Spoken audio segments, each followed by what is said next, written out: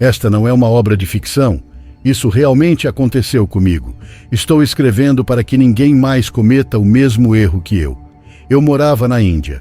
Fui nascida e criada lá. Mudei para o Brasil, imediatamente após meu casamento com Ravi. Meu marido já morava no Brasil, especificamente em São Paulo por 6 anos, e o local onde ele morava era imundo, que para mim era simplesmente inabitável.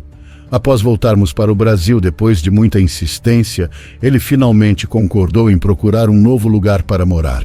Eu tinha acabado de começar a procurar um emprego de recepcionista. Então, planejamos procurar uma simples kitchenette, além de bater em portas de agência de emprego, empresas, hotéis, enfim. A busca por uma casa se tornou o meu trabalho diário. 2 semanas procurando, percebi que pelo preço que estávamos dispostos a pagar, o único lugar que poderíamos pegar era um quarto muito ruim. Finalmente desisti dessa busca e decidi focar mais em encontrar um emprego. Coisas boas acontecem quando você para de procurar. Isso é o que eu acreditava em ser verdadeiro quando eu buscava oportunidades de emprego na internet, quando do nada apareceu um anúncio de aluguel de casa recém-publicado. Quem me dera saber naquele momento que isso estava longe de ser bom, que seria o maior erro da minha vida. Tenho sorte de estar viva para contar a história. Fomos ver a casa no mesmo dia em que vi o anúncio, porque não queria perder a casa para outro suposto inquilino. Dei uma boa olhada na casa e fiquei maravilhada. Para alguém vindo do segundo país mais populoso do mundo, viver em uma bela e espaçosa casa de 3 quartos com vista para um jardim, longe do fluxo agitado da cidade, era um sonho se realizando.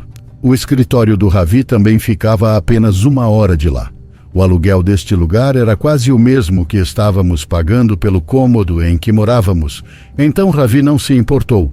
Embora estivesse um pouco cético sobre um aluguel tão baixo, então verificamos a casa minuciosamente antes de assinar o contrato. Por muita coincidência, o proprietário era descendente indiano, então ele concordou em reduzir ainda mais o aluguel para seus compatriotas. Entregamos nossa carta de aviso de 1 mês para encerrar nossa locação no outro imóvel e, dentro daquele mês, consegui um emprego decente como recepcionista numa financeira no centro de São Paulo. Recém-casados, novo país, novo emprego e uma casa bonita. Parecia tão surreal, mas essa alegria seria breve. Nos mudamos para a casa em um fim de semana, já que eu estava em período de experiência e não poderia faltar. Tínhamos apenas algumas coisas para mudar, mas não foi problema, já que a casa estava totalmente mobiliada e os inquilinos anteriores deixaram toda a sua louça e mais algumas coisas. Isso me surpreendeu, pois a louça parecia bastante cara. Quando perguntei ao dono do imóvel sobre isso, ele disse que os ocupantes anteriores tiveram que se mudar para os Estados Unidos às pressas e, portanto, não se incomodaram em levar coisas frágeis com eles. Eu era tão ingênua por ter acreditado nele. Se ao menos eu tivesse tentado investigar mais a fundo ou entrar em contato com os inquilinos anteriores. A primeira semana na casa foi bastante tranquila. Ficamos arrumando as coisas e comprando alguns suprimentos. Tudo na casa funcionava como o esperado. Máquina de lavar, geladeira, chuveiros e torneiras, sem sinais de vazamento ou assoalhos rangendo. As suspeitas de Ravi sobre a casa finalmente foram dissipadas e ele ficou convencido de que não havia jogo sujo. Eu gostaria que tivesse continuado assim, mas as coisas tomaram um rumo feio na semana seguinte. Ravi costumava sair para pedalar bem cedo pela manhã nos fins de semana com seus amigos, enquanto eu preferia dormir até mais tarde. Acordei enquanto Ravi estava prestes a sair para pedalar. Ele me deu um rápido beijo nas bochechas e saiu por volta das 6 da manhã. Ainda estava escuro lá fora. Voltei a dormir, mas logo acordei com um pesadelo horrível, onde uma velha feia estava me estrangulando. Eu estava coberta de suor e sem fôlego. Parecia que o ambiente tinha mudado, o silêncio parecia incomum, e era óbvio que algo estava errado. Eu não conseguia descrever realmente. Era apenas esse sentimento de que algo sobrenatural estava acontecendo e logo depois ouvi alguém chorando. Inicialmente pensei que ainda estava sonhando e que era parte do mesmo pesadelo, mas realmente estava acontecendo. Tentei me acalmar e procurar a origem do som.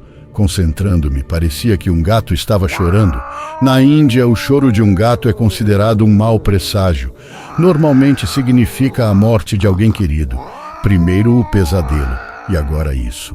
Eu estava muito assustada. Dirigi-me à fonte dessa cacofonia, que aumentava de volume e agora parecia mais um lamento. Droga! Agora eu estava mais preocupada do que assustada. E se o gato estiver realmente machucado e precisar de ajuda? O som vinha do jardim. A entrada do jardim era através de uma porta na cozinha. Reuni coragem e abri a maçaneta da porta. Sentado no cercado em frente a mim, estava o gato mais grotesco que eu já tinha visto. Era um gato preto velho, enrugado e magro, com olhos vermelhos brilhantes, era muito feio. Assim que me viu, parou de chorar e começou a sibilar. Eu podia ver e sentir o puro ódio em seus olhos. Ele me olhou com raiva assassina. Eu simplesmente fiquei ali parada, encarando este felino diabólico. Ainda segurava a maçaneta da porta quando, sem aviso prévio, o ser grotesco saltou em mim da posição em que estava sentado, com uma velocidade divina. Isso quebrou meu encanto e eu rapidamente fechei a porta a tempo.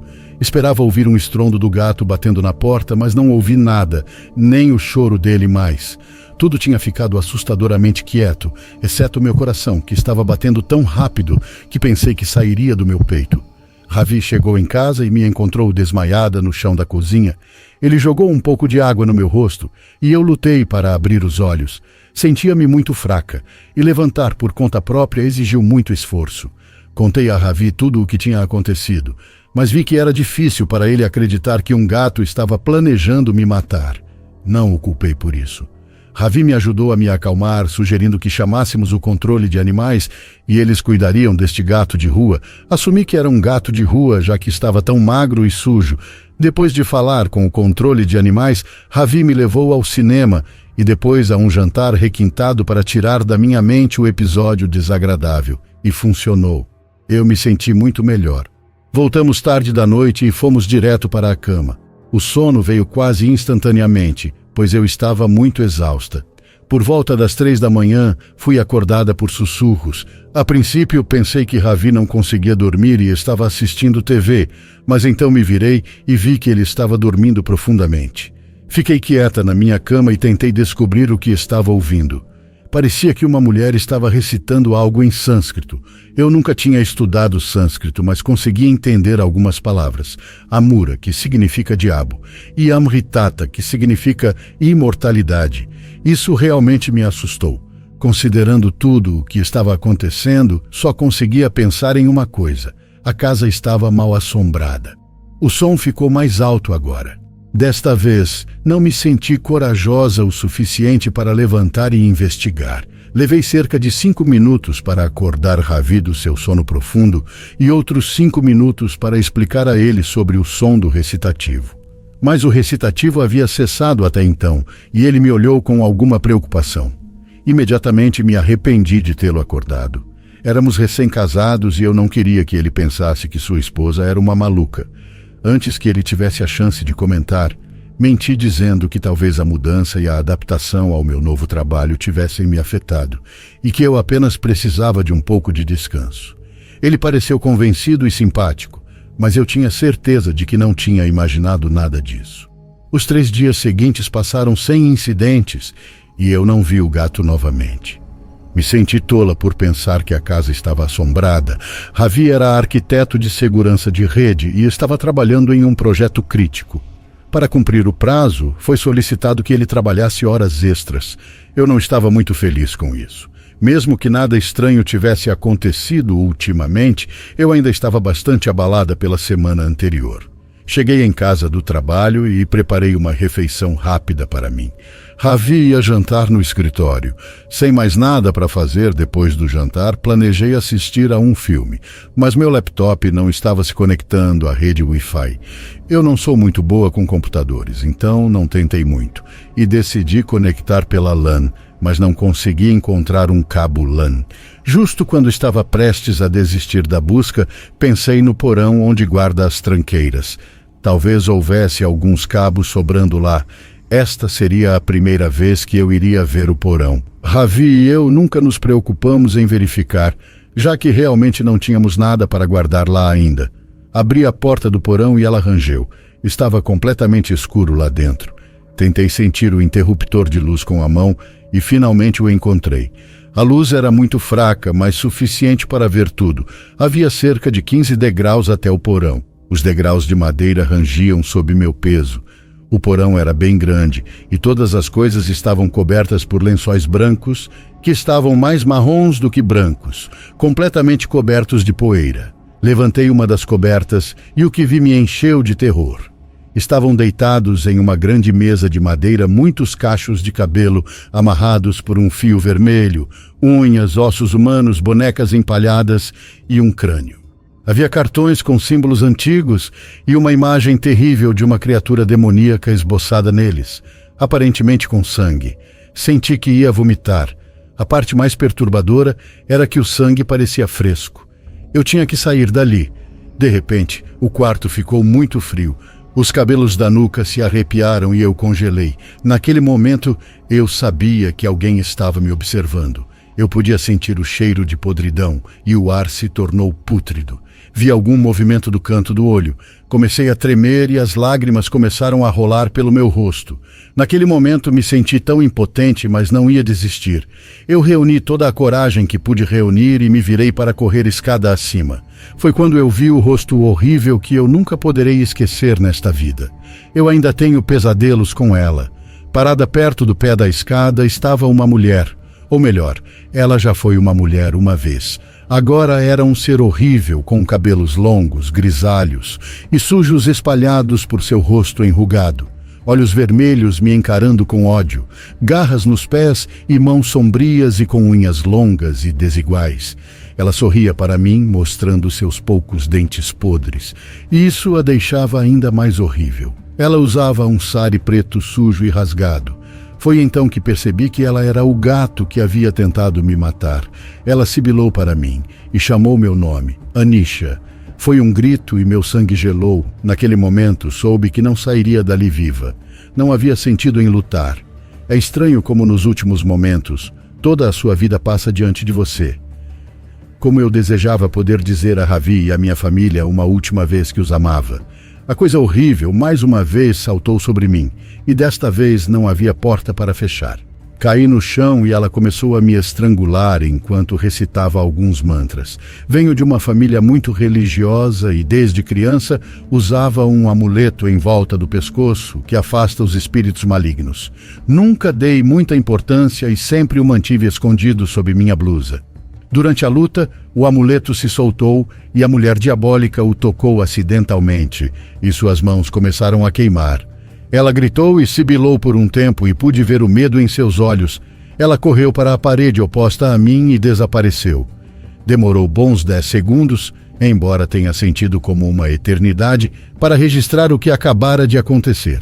Mas eu tinha que sair dali rápido, com medo de que ela pudesse voltar. Segurei o amuleto em uma mão e comecei a rastejar. Não me lembro muito bem de como escapei da casa. Ravi me disse depois que me encontrou deitada do lado de fora da casa no frio. Fui levada ao hospital e levei 2 dias para me recuperar fisicamente, embora mentalmente estivesse marcada para a vida toda. Ravi ficou no hospital comigo o tempo todo, pois não o deixaria ir à casa sozinho. Desta vez, Ravi acreditou na minha história, pois podia ver as marcas vermelhas no meu pescoço. Não conseguia mais viver naquela casa. Voltamos apenas uma vez para pegar todas as nossas coisas, e Ravi me disse depois que viu um gato preto magro no jardim ao sair. Nossas vidas voltaram ao normal, mas eu não ia descansar até descobrir o que estava errado com a casa. Nunca voltei à casa para investigar, mas conversei com alguns inquilinos anteriores e encontrei alguns artigos de jornal antigos que me deram a história que eu estava procurando. O fantasma assombrando na casa era Maia. Ela era bisavó do proprietário do imóvel. É uma bruxa de alto nível da magia negra. No passado, ela costumava praticar bruxaria no porão e sacrificava pequenos animais para agradar a Mura, que por sua vez teria oferecido imortalidade a ela. Mas ao sacrificar apenas animais, ela teria retornado como um animal, não como humana.